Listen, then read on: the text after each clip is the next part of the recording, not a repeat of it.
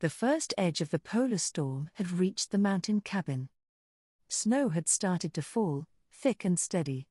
Overnight, nearly a foot of snow had turned ground that had been bare just the day before, into a blindingly white blanket. The temperature had dropped to nearly zero. The wind had picked up as well, though it hadn't yet reached the violent force the weather reports were predicting over the next few days. While the weather was still manageable, Mira and Lauren used the time wisely. They cleared the porch and a path to the woodshed, even though fresh snow was accumulating as quickly as it was cleared. Using the large sled, they made several trips between the house and the woodshed, bringing in more firewood and stacking it inside the cabin and along the porch. Then they checked everything they could around the exterior of the house. The vents were cleared. The stovepipe and chimney were brushed free of snow. They cleared the satellite dish to keep the internet connection stable for as long as possible, and they cleared the solar panels as well, even though the weak daylight offered little return. They also checked the standby generator and the controls for the buried propane tank. The full house power stations were fully charged, ready to step in when the power went out and before they resorted to using the propane. They spent hours outside obsessively ensuring everything they could control was prepared for what was coming, returning inside frequently to warm up before heading back outside again. Then they turned their focus inside. Large batches of soup and chili were prepared and ready to be reheated when they weren't willing or able to cook, along with other quick meals and trays of peanut butter and chocolate chip cookies.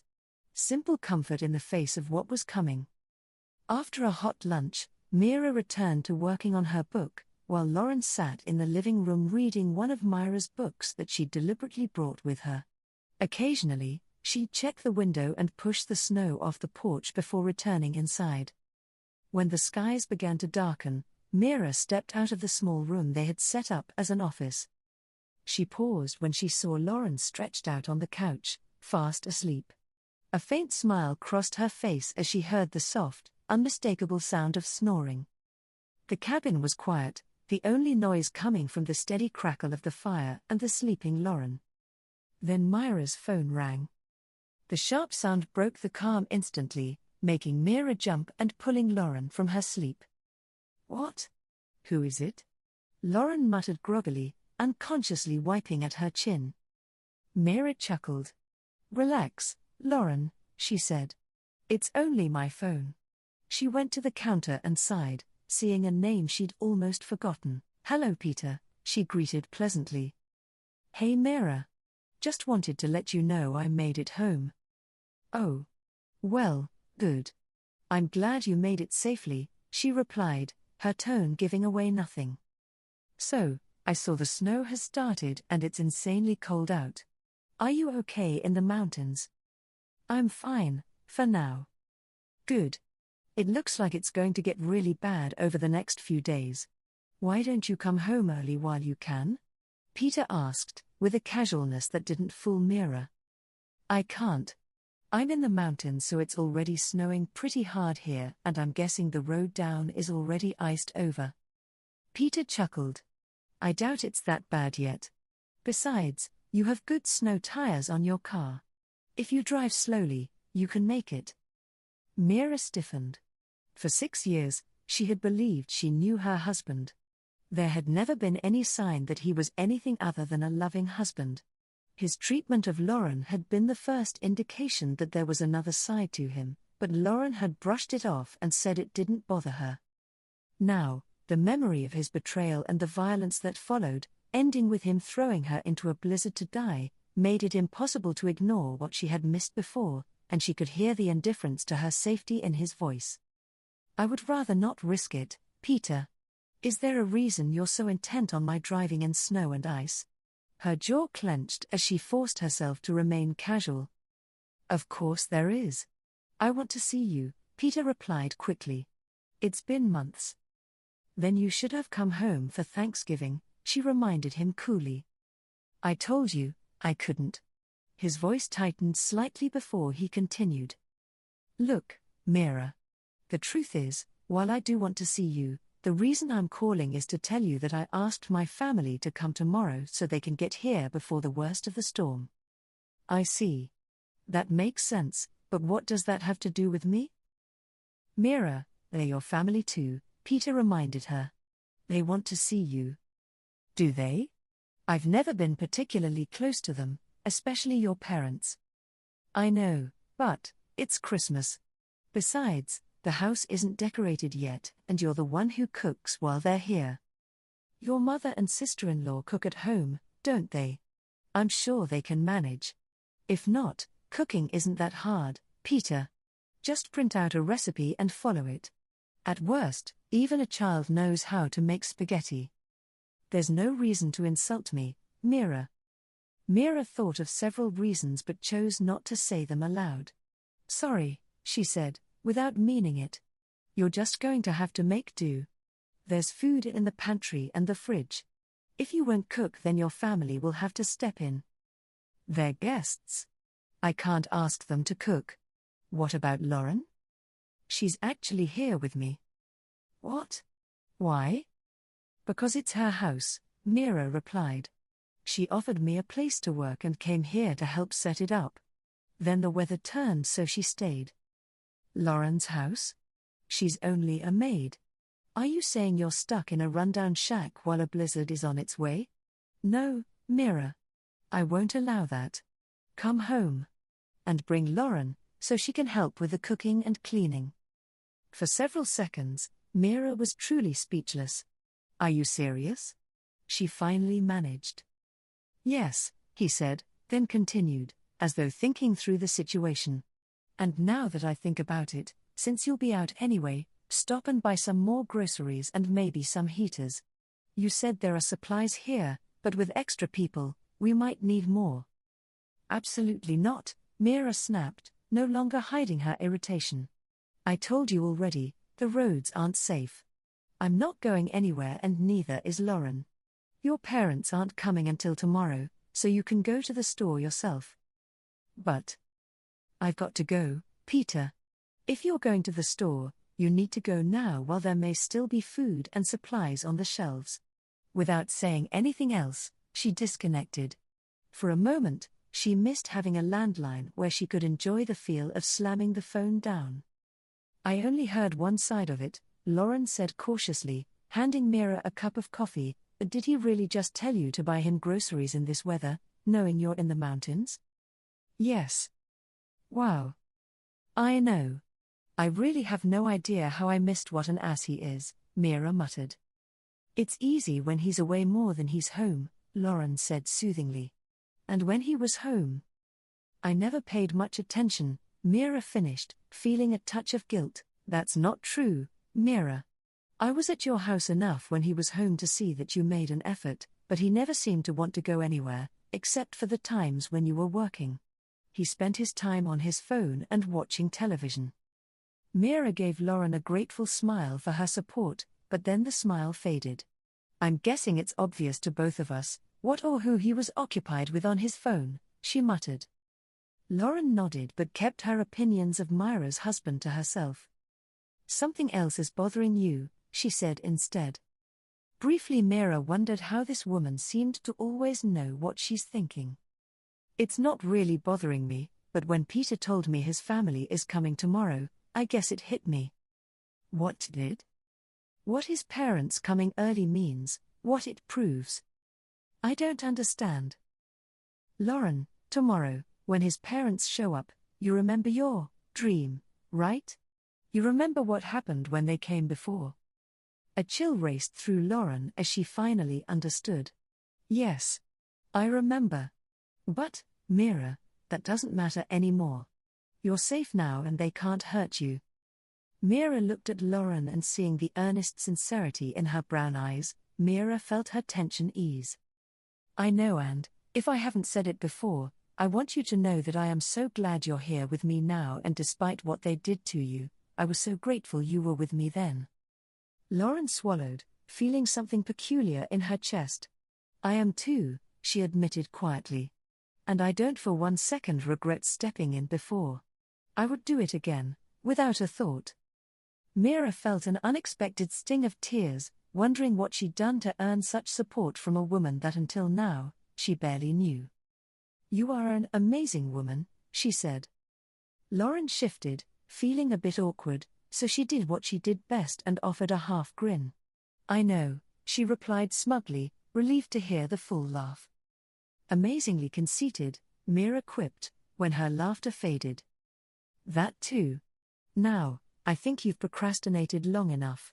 You should go write some more. I'm almost done with your book and want to read this new one, she ordered playfully. All right, bossy. What about you? Lauren shrugged. I think I'll turn on the furnace for tonight and then go out and check everything again. Then, I don't know. Mira looked at Lauren, realizing the other woman was apparently bored. You know, why don't I skip writing for tonight? I'll help you check everything, then we can have dinner and, if you want, we can play Monopoly or something. Okay, that sounds good. Lauren smiled with relief. Once everything had been checked, the two women went to the kitchen and, grateful for the continued, if spotty power, they made a frozen pizza and breadsticks, grabbed 2 bottles of beer and spent the rest of the evening playing a game, talking and learning more about each other while avoiding the reality of what the future held. Lauren left the warmth of her bed and after turning off the furnace, she headed into the living room, to see the fireplace and wood stove already blazing and Mira already seated at the counter, her laptop open. Good morning, she managed after a yawn. Mira looked up and offered a smile that didn't quite reach her eyes. Are you working already? Lauren asked, stepping into the kitchen. The light in the kitchen flicked once, twice, and both women froze before it stopped. I don't think the power up here is going to last much longer, Lauren muttered, pouring a cup of coffee. Mira sighed. Probably not. And I'm not working. No? Peter's parents will be at the house today. I thought that while the satellite internet still works, it's as good a time as any to see what's going on in the house. Oh yeah. I forgot about those cameras, Lauren said, stepping beside Mira. Anything happening yet? If he gets up before 10, I'll be surprised, Mira chuckled, pulling up the surveillance feed. Her eyes widened to see bags scattered across the living room, empty wrappers over the floor and coffee table along with empty beer bottles. Seriously? The man has been home less than a day? Lauren stared at the mess. How did he manage to trash the house so quickly? It's a special talent, Mira scoffed, then turned off the laptop. I checked the weather, in town, she said, lifting her own coffee. It hasn't been as bad as it is here yet, but that's supposed to change tonight. Lauren nodded. I guess that tracks too, before. The snow had only just started falling heavy that night. Yes, but here, what if what we face here is worse than what we faced then, when we were in your apartment? Lauren saw the anxiety in Mira's eyes, and she couldn't deny it matched her own. That's a given, Mira. The mountains always get winter a bit harder than at lower elevations, but unlike before, we're prepared. And like before, we're together. With those last 2 words, the tension filling Mira vanished. You're right. I'm always right, Lauren smirked. So, I guess it's time to go check outside. Do you want breakfast first or? I'd rather just get it over with, Lauren admitted, already dreading having to put on what felt like 100 pounds of clothes and still facing below 0 temperatures. I agree, Mira laughed at the near pout on Lauren's face. They quickly changed and after taking a steadying breath, they opened the door. The blast of freezing wind nearly had them turning back. Damn, it's cold, Lauren muttered through her scarf. Mira checked the thermometer and groaned. That's an understatement.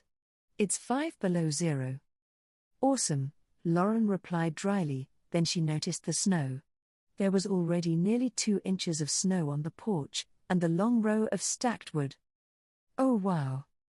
Mira and Lauren quickly grabbed the shovels and removed as much of the snow as they could manage. They cleared everything they could reach, knowing before long it would be pointless, then quickly returned inside. After removing the multiple layers, they breathed a sigh of relief. Without the furnace, the temperature inside had already dropped, but the heat from the wood stove kept it comfortable.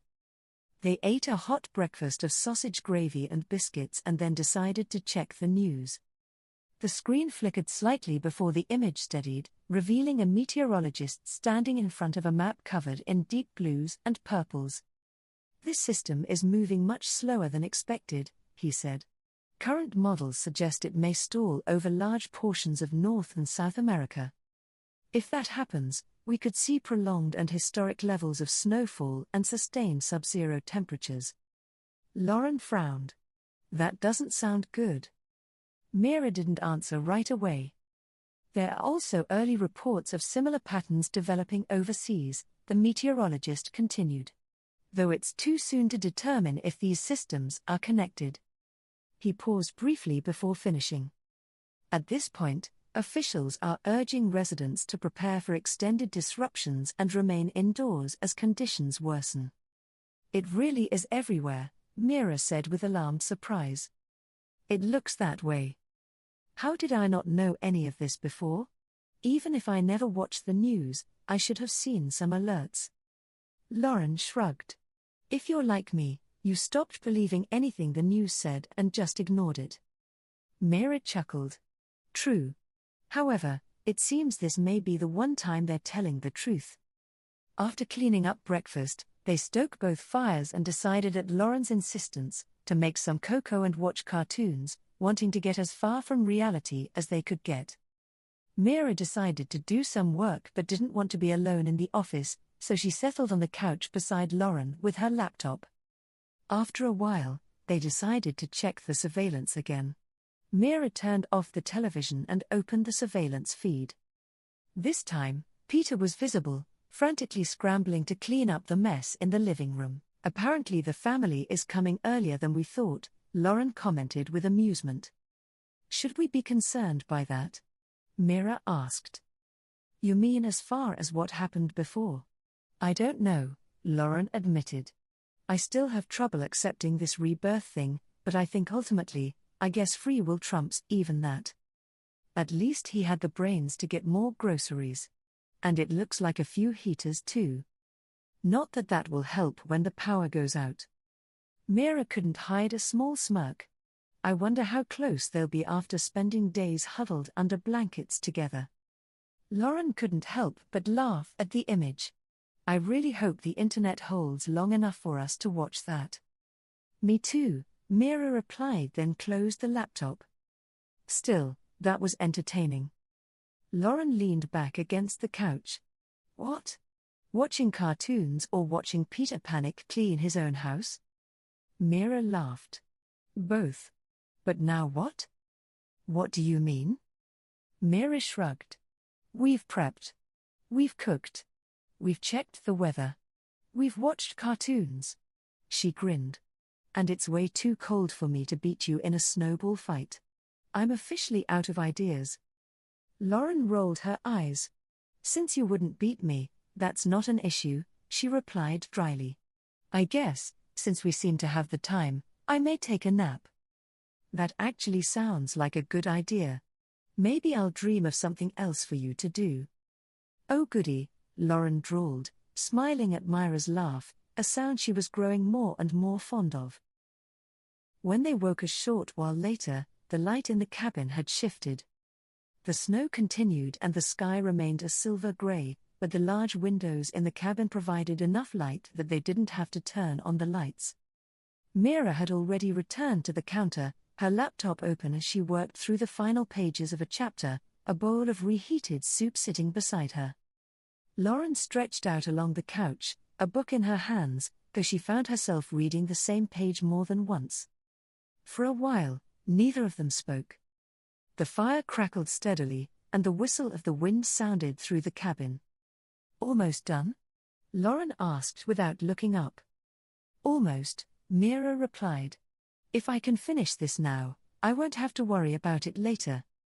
Lauren nodded absently, turning a page she had already read. After a moment, she lowered the book slightly. "It's weird." "What is?" Lauren glanced toward the window. "Just sitting here like this, knowing what's coming." Mira paused, her fingers resting on the keyboard. "Yeah," she said quietly. It is. We did this before, but it wasn't like this. No. Then, we were afraid and, to put it bluntly, waiting to die. Now, our biggest concern is how to entertain ourselves. Mira smiled and shook her head. You have an interesting way of putting things, she said sincerely. And I will take boredom over the other any day. Absolutely. Lauren put her book down and walked over to Mira. So, have you checked in on the hubby? No. I guess I should.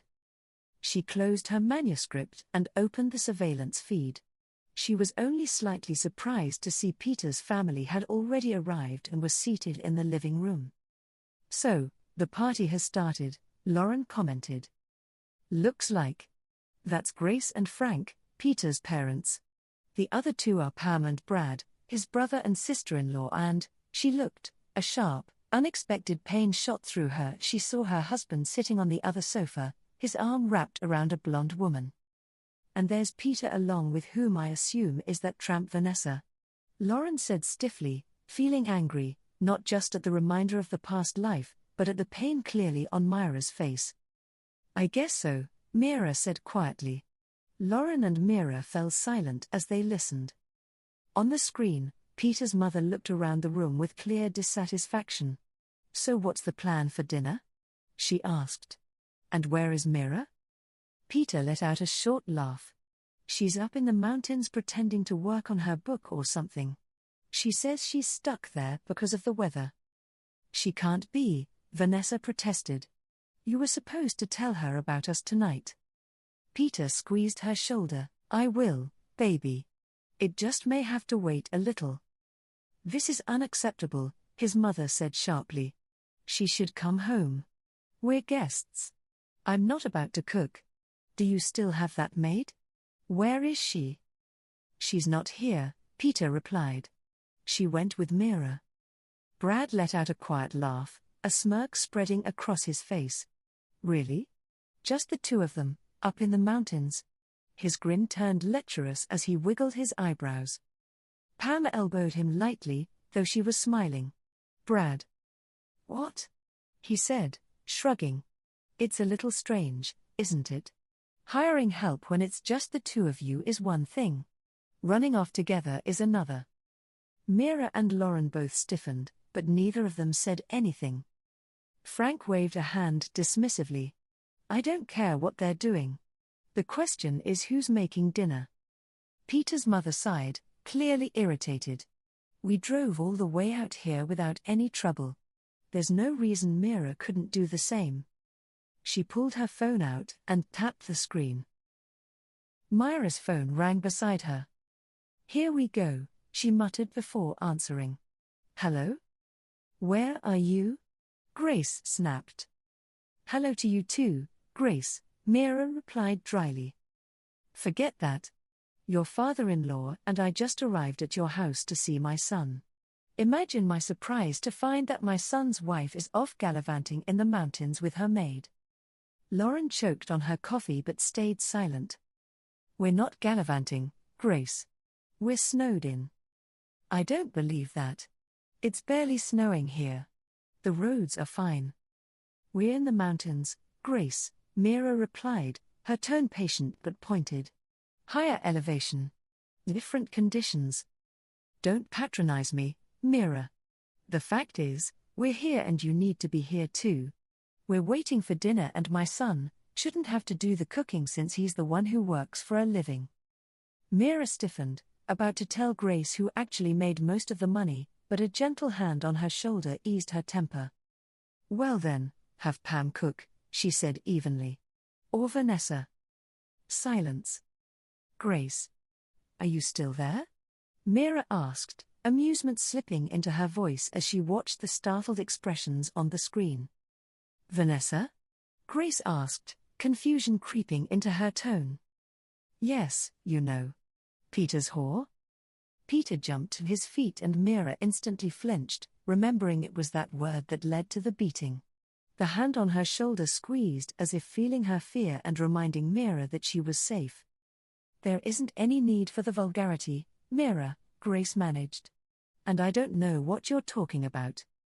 Vanessa had silently pulled Peter back down, even as an offended scowl crossed her face. Yes, you do. The fact is I know everything, and Peter, if you're listening, you can have your divorce once this storm is over. Now, my phone is about to die, so I'm hanging up.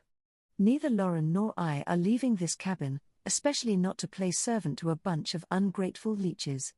Fend for yourselves. And if you're smart, one of you might want to make one last trip for food and firewood. This storm is going to be a bad one. Mira hung up in Grace's face, feeling as if an enormous weight of 6 years had been lifted from her shoulder. She watched as Grace stared at her phone, a furious expression on her face, one that was painfully familiar. For several minutes, Mira and Lauren sat back and watched the chaos unfold. Everyone had gotten to their feet, talking over each other as they debated how Mira had found out about Vanessa. Finally, Pam interrupted. Okay, she knows. To be honest, at this point it doesn't matter. She's not coming back. What about dinner? Frank asked angrily. What is it with your father-in-law's obsession with dinner? Lauren quipped, drawing a soft snort of laughter. He doesn't have a hobby, Mira replied. Pam frowned. You know, Mira was right about one thing. We probably should stock up more. Just in case. Peter's voice came immediately, sharp with irritation. We already had food and I just went to the store yesterday. Is there such a thing as too much food, bro? Brad asked dryly. And unless I'm missing something, I don't see any firewood either. What's the plan if the power goes out? Yes, your brother is right, Grace reluctantly agreed. Fine. I'll go back out and get more, Peter sighed. I'll come with you, Frank replied. Maybe there's a fast food restaurant open. Lauren grinned, watching them head for the door. This is going to go well. Mira silently agreed, and they continued to watch as Pam, Vanessa, Grace and Brad headed to the kitchen. I'm not cooking, Vanessa stated. If you want to eat, you will, Pam commented. Girls please, Brad interrupted. That bitch Mira stuck us here, so now we're all going to have to contribute. It won't kill us. Oh please, Pam scoffed. What do you mean us? You never help in the kitchen. Brad's face heated. Well, but you, Peter and your father can clean up after, Grace snapped impatiently. Mira and Lauren had seen enough and turned off the laptop. Well, that didn't take long, Lauren laughed. No, it didn't. Lauren frowned, seeing the distracted expression on Mira's face, and had an idea of what was causing it. She considered asking her what was wrong, but decided for now, she'd turn her dark thoughts elsewhere. So, all that talk about dinner made me hungry, she announced. Mira pulled herself out of her thoughts. Me too. Steak? Lauren asked. Definitely. They moved into the kitchen together, falling easily into a rhythm. Mira handled the steaks while Lauren prepared the sides. Instant mashed potatoes, leftover breadsticks from the night before, and a can of green beans. Both women working with a quiet efficiency that needed no discussion. As they stood by the stove, Lauren studied Mira, and finally she couldn't hold back. Mira, what's wrong? Mira looked up and met those gentle, concerned eyes, and suddenly she felt a lump in her throat.